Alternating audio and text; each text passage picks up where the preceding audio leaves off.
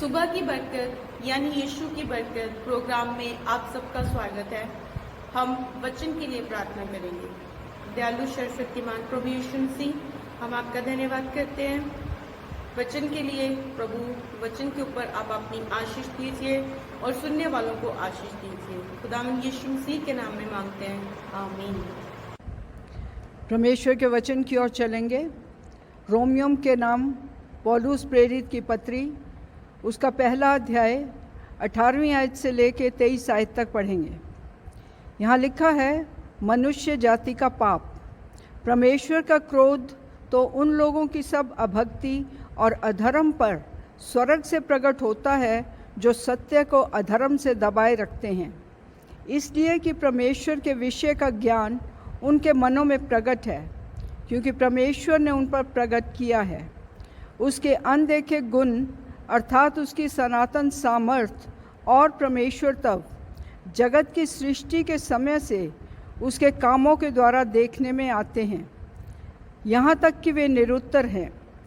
इस कारण कि परमेश्वर को जानने पर भी उन्होंने परमेश्वर के योग्य बड़ाई और धन्यवाद न किया, परंतु व्यर्थ विचार करने लगे, यहाँ तक कि उनका निर्बुद्धि मन अंधेरा हो गया। वे अपने आप को बुद्धिमान जताकर मूर्ख बन गए और अविनाशी परमेश्वर की महिमा को नाशवान मनुष्य और पक्षियों और चौपायों और रेंगने वाले जंतुओं की मूरत की समानता में बदल डाला। परमेश्वर के वचन के पढ़े जाने पर आशीष हो। ख़ास करके इसमें हम 20वीं आयत की ओर ध्यान देंगे और 20वीं आयत में लिखा है, उसके अनदेखे गुण अर्थात उसकी सनातन सामर्थ और परमेश्वरत्व जगत की सृष्टि के समय से उसके कामों के द्वारा देखने में आते हैं, यहाँ तक कि वे निरुत्तर हैं। उसके अनदेखे गुण यानी कि परमेश्वर के अनदेखे गुण और उसकी सनातन सामर्थ। सनातन सामर्थ मीन्स जो हमेशा रहने वाली परमेश्वर की सामर्थ है, और परमेश्वरत्व परमेश्वर के बारे में बताता है और ये परमेश्वर ही के गुणों को प्रकट करता है। जगत की सृष्टि के समय से उसके कामों के द्वारा देखने में आते हैं।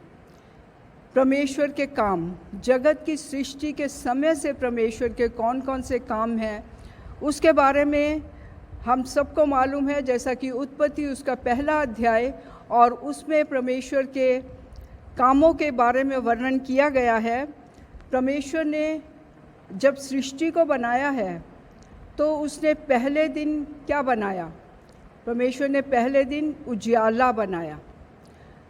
आज भी जब हम उजियाले को देखते हैं, जब तो सूरज चमकता है तब तो वो सूरज का उजियाला होता है, या रात को जब चांद चमकता है तो उसका उजियाला होता है। लेकिन आज भी जैसे बारिश का मौसम था और सूरज नहीं था, शाम का समय था, तो जो उजियाला जो हमें दिखाई देता है वो उजियाला परमेश्वर ने बनाया, और वो उजियाला परमेश्वर ने पहले दिन बनाया और परमेश्वर ने कहा कि अच्छा है।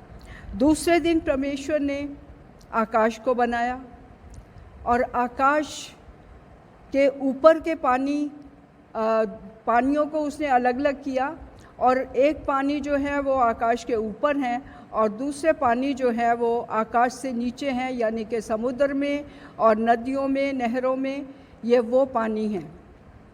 जब कभी बारिश आती है तो वो ऊपर की बारिश आती है, जो पानी आकाश के ऊपर है। सो हम इन चीज़ों को अच्छी तरह से जानते हैं और ये परमेश्वर के कार्य हैं जो परमेश्वर ने किए हैं। तीसरे दिन परमेश्वर ने क्या बनाया? तीसरे दिन परमेश्वर ने समुद्र को अलग कर दिया, यानी कि पानियों को अलग कर दिया, और उसने सूखी भूमि को अलग कर दिया। और फिर सूखी भूमि से उसने हरी घास उगाई, फलदायी वृक्ष उगाए। ये चीज़ें उसने तीसरे दिन बनाई। हमारा परमेश्वर इतना महान परमेश्वर है कि सृष्टि की रचना उसी ने करी है और ये उसके सबसे महत्वपूर्ण काम है।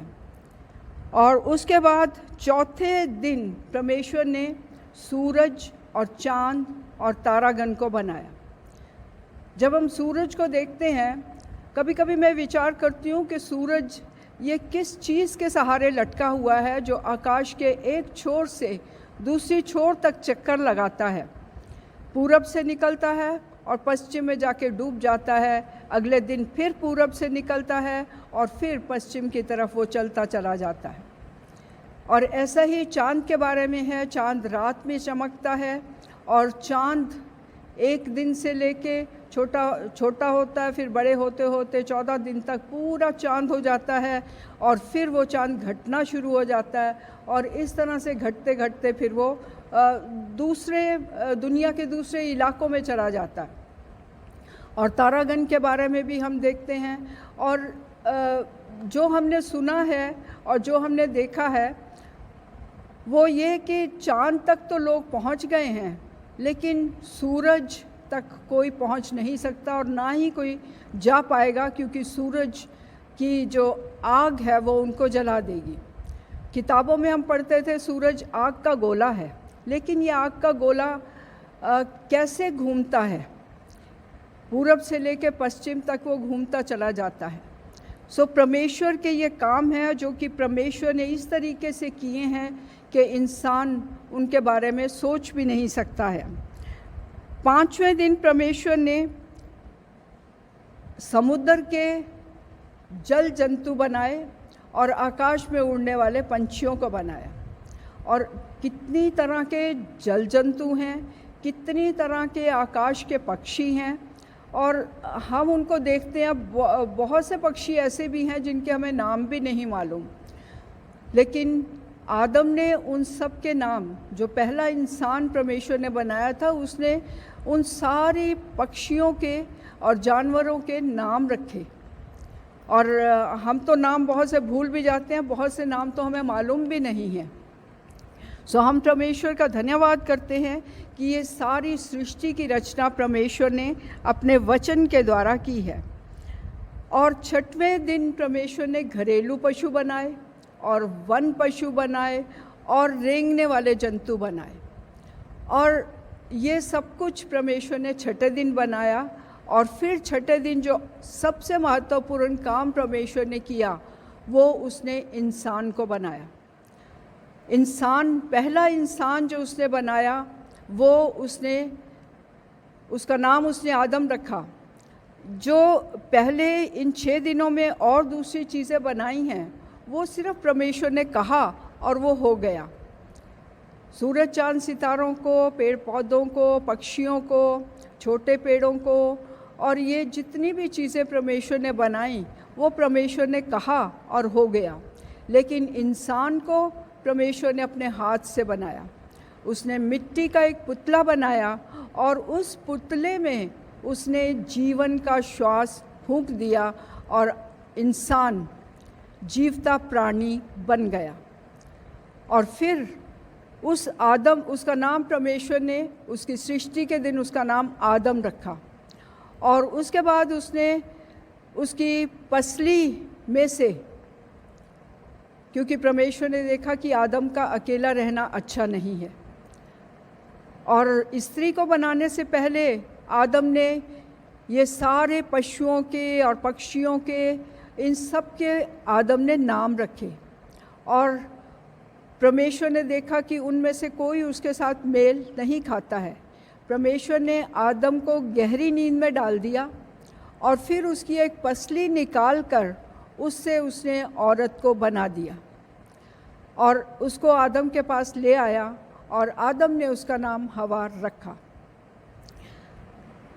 यहाँ तक सब कुछ ठीक चल रहा था, लेकिन जो शैतान था, इंसान का दुश्मन, उसने हवा को बहका दिया और हवा को वो फल खाने को उसने कहा जो परमेश्वर ने मना किया था। परमेश्वर ने कहा था कि जो भले बुरे के ज्ञान का वृक्ष है, उसका फल तुम कभी ना खाना, क्योंकि जिस दिन तुम उसका फल खाओगे उसी दिन तुम मर जाओगे। लेकिन शैतान ने जब बहकाया तो आदम तो हवा के साथ उस समय, जहाँ तक हम समझते हैं, नहीं था। तो हवा ने वो फल तोड़ के खाया और उसने ला के आदम को भी दिया और आदम ने भी खाया। उसी दिन उन दोनों की आंखें खुल गईं और उन्होंने ये जान लिया कि वो दोनों नंगे हैं। और फिर उन्होंने पत्तों की, जो अंजीर के पत्ते हैं, उनको तोड़ तोड़ के उन्होंने उसके लंगोट बना लिए और उनको पहना और अपने आप को पत्तों में छिपा लिया। परमेश्वर जब शाम को उनसे मिलने के लिए आया तो परमेश्वर ने कहा कि आदम तू कहाँ है? और आदम ने कहा कि मैं तेरा शब्द सुनकर मैं बारी में छिप गया। ये पहला गुनाह था जो आदम और हवा ने किया था, और क्योंकि अब उनके लहू में पाप आ गया था और आज सारी इंसानी जाति इसीलिए आदम के कारण पापी है। हम सब जब अपनी माँ के पेट में से निकलते हैं तो हम उस समय पापी होते हैं, क्योंकि हमारे खून में पाप होता है। प्रभु यीशु मसीह इसीलिए इस दुनिया में आया ताकि वो हमें हमारे पापों से छुटकारा दे। प्रभु यीशु मसीह ने अपनी जान सलीब पर दी, और क्योंकि प्रभु यीशु मसीह का खून जिसमें पाप नहीं था, क्योंकि वो जीवते परमेश्वर का पुत्र है और था, उस समय भी। तो इसलिए यीशु मसीह ने अपना बलिदान इंसान के लिए दिया, अपना खून प्रभु यीशु मसीह ने क्रूस पर बहा दिया, और उसी खून से हमारे पाप धुलते हैं। जब हम प्रभु यीशु मसीह पर विश्वास करते हैं, जब हम उसकी नज़दीकी में आ जाते हैं, जब हम अपने गुनाहों का इकरार कर लेते हैं, तो हमारे पाप धुल जाते हैं और उसके बाद हम पापी नहीं रहते। और यहाँ पे हमने जो मनुष्य जाति का पाप पढ़ा है, उसमें हमने 18वीं आयत में ये पढ़ा है कि परमेश्वर का क्रोध तो उन लोगों की सब अभक्ति और अधर्म पर स्वर्ग से प्रकट होता है जो सत्य को अधर्म से दबाए रखते हैं। इसलिए कि परमेश्वर के विषय का ज्ञान उनके मनों में प्रकट है।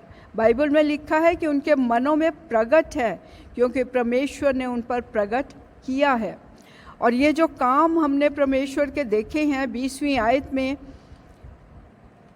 तो उसके बारे में इंसान के पास कोई उत्तर नहीं है।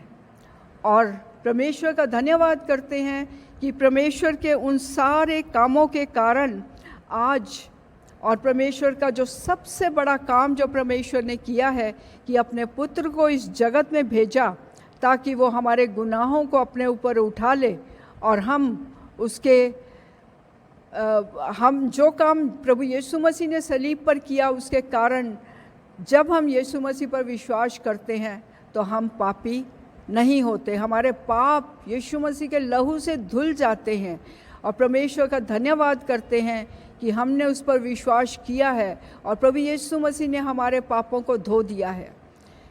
मैं विश्वास करती हूँ कि आप जितनों ने आज परमेश्वर का वचन सुना है, जिन्होंने पहले नहीं सुना, जो इन बातों को नहीं जानते हैं, वो जीवित प्रभु यीशु मसीह पर विश्वास करें, उसके सामने अपने गुनाहों का अंगीकार करें, क्योंकि हर इंसान पापी है जैसा हम देख ही चुके हैं।